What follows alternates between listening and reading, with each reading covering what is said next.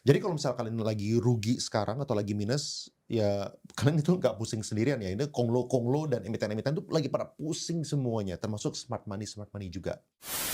Tapi kalau ini bermasalah, kenapa tiba-tiba MSCI ngasal ngerubah aturan kok? Dan kenapa sekarang? Oke, ini sebenarnya, miskonsepsi ya kalau misalnya kalian pikir MSCI ini tiba-tiba ngerubah aturannya. Ini dokumen yang dirilis September 2025. MSCI itu udah minta masukan buat ngitung-ngitung free float. Intinya itu mereka ada masalah buat ngitungin free float, soalnya yang di bawah 5% itu nggak kelihatan nama-namanya secara spesifik.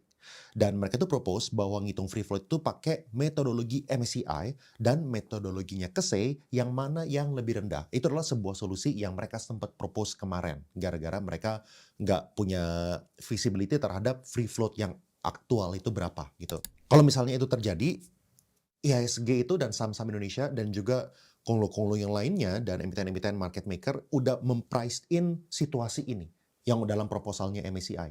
Tadinya kita pikir secara market ya, kan gue juga ngobrol-ngobrol sama beberapa orang-orang yang di industri lah ya, yang memanage asetnya triliunan juga, ya mereka berasumsi direction-nya itu ke arah sana gitu.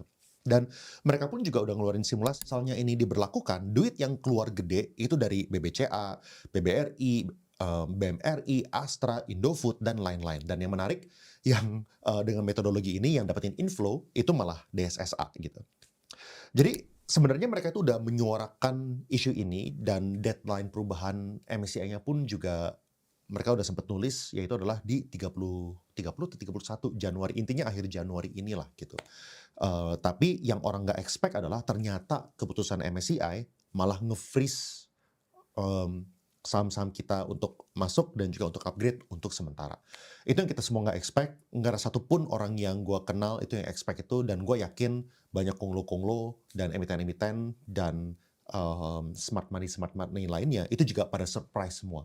Jadi kalau misal kalian lagi rugi sekarang atau lagi minus, ya kalian itu nggak pusing sendirian ya, ini konglo-konglo dan emiten-emiten tuh lagi pada pusing semuanya, termasuk smart money juga, gitu. Jadi, you are not alone karena MSCI Play ini yang dan juga, pengumumannya mereka, itu tentunya mereka, eee, harusnya emang udah simpen dengan baik-baik, jadi gua nggak dengar satu orang pun yang udah tahu sampai tadi pagi.